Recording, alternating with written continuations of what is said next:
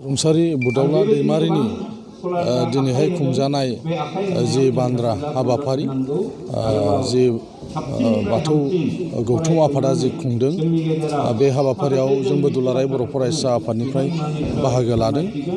बिथाङा सासे धोरोमनि दैदेनगिरि आरो बिनि अनगायैबो थांनाय गोलावथार समाव दुलाराय बर' फरायसा आफाद, बर' थुनलाइ आफाद, बर'नि गुबुन गुबुन आफादाव थानानै बिथाङा हारिनि थाखायबो गोबां हाबाफारिफोर मावलांबाय। बेनिखायनो दिनै जोङो दुलाराय बर' फरायसा आफादनिफ्राय दिनैनि बिथांखौ नि मुङाव जे खुंजानाय जे सारादु, बे सारादुआव जों गोसो गोथारै जोङो बाहागो लाफैदों। दुलाराय बर' फरायसा आफादाबो जोंनि हारिनि जायफोर गेदेमाफोर, जायफ्रा हारिनि थाखाय गावबागाव गावनि बेसेन गोसा समफोरखौ होबाय, गावनि हानाय बायदि जायफ्रा खामानि मावलांबाय, बिथांमोननि फारसे जोंहा जेब्लायबो मोनसे रेसपेक्टआ दङ। बेनिखायनो दिनै जोङो दुलाराय बर' फरायसा आफादाबो बिथांनि मुङाव खुंजानाय जे बान्द्रा हाबाफारि, बे हाबाफारियाव जोंबो जोबथा मान बावनो थाखाय जों बेयाव बाहागो लादों। आसाम सरकारा जि केबिनेट जि डिसिसन फोसावदों जे आसामाव क्लास 10 सिम कम्पालसारि असमिया साबजेक्ट फरायनांगौ होननानै, नाथाय बेयाव बेखिनिखौ रोखा खालामदों जे बियो बिटिसि ओनसोलाव आरो बर' डमिनेटेड ओनसोलफ्राव बियो बाहायजानाय नङा होननानै। दा बिनिखायनो जोङो सरकारनि खाथियाव जोङो दाबि खालामदों दुलाराय बर' फरायसा आफादनिफ्राय गमामायैनो बिटिसि ओनसोलजों लोगोसे बर' डमिनेटेड एरिया होनदों। दा बर' डमिनेटेड एरिया होननानै बबे बबेखौ बुंनाय जागोन, बेयाव जोंहा एसे सन्देह थादों। बेनिखायनो दुलाराय बर' फरायसा आफादा बुंदों बिटिसियावथ' जाखानाङानो, आरो बेजों लोगोसे सारा आसामाव जेराव जेराव बर' मिडियाम स्कुल दङ, बे बर' मिडियाम स्कुल थानायफ्राव जानो नाङा, जेराव जेराव बर' फरायसाफोर दं बेयाव जानो नाङा होननानै जों दाबि खालामदों। आसाम सरकारा दायो जि हाइ स्कुलनि जे कन्ट्रेक्सुवेल जि टिचारफोर दंमोन, बिथांमोनखौ रेगुलाराइज खालामदों, बेखौ जोङो बरायनानै लादों। नेशनेल एजुकेशन पलिसि एबा निउ एजुकेशन पलिसि फैनायनि सिगां स्टेट लेभेलाव गुबुन गुबुन जे सोलोंथाइनि जे जेंनाफोर दं, बे जेंनाफ्रा सुस्रांजानांगौ।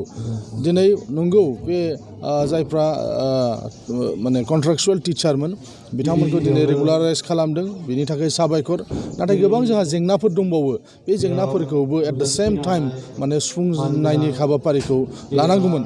नाथाय जोङो मैयानिफ्राय नुनो मोन्दों जे गोबां बर' मिडियाम फरायसालियाव असमिया बिजोंनि फोरोंगिरिफोरखौ थिसननायखौ जों नुनो मोन्दों, जायखौ लानानै जोङो अजद दिखांदों। बे माब्लाबाबो जानो हाया।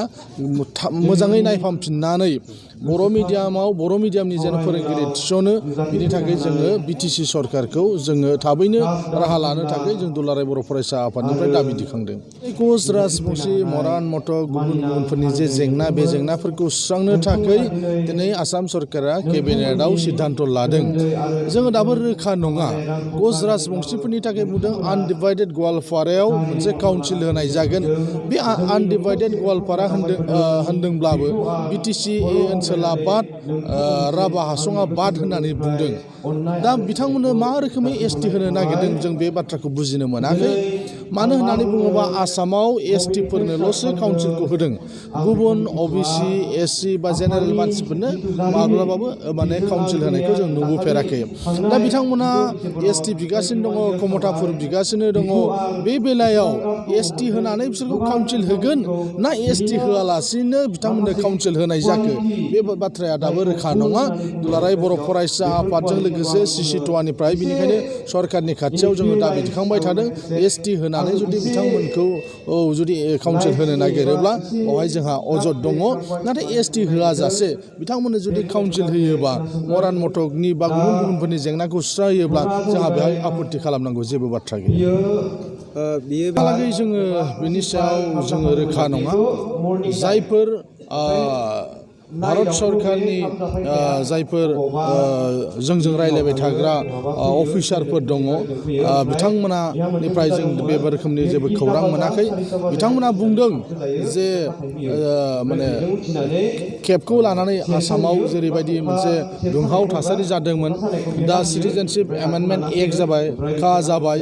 बे गासैबो थासारिफोरखौ नायनानै दुलाराय बर' फरायसा आफादजों जि सावरायनाय सरकारनि बे सावरायनायखौ दसे समनि थाखाय बिथांमोना दोनथ'दोंमोन।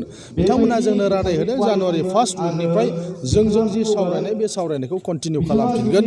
दिनैसिमहालागै सरकारि भाबै जोंनि जेंनाखौ सुस्रांनायनि थाखाय जेबो बाथ्रा बुंनायखौ जोङो मिथिनो मोना।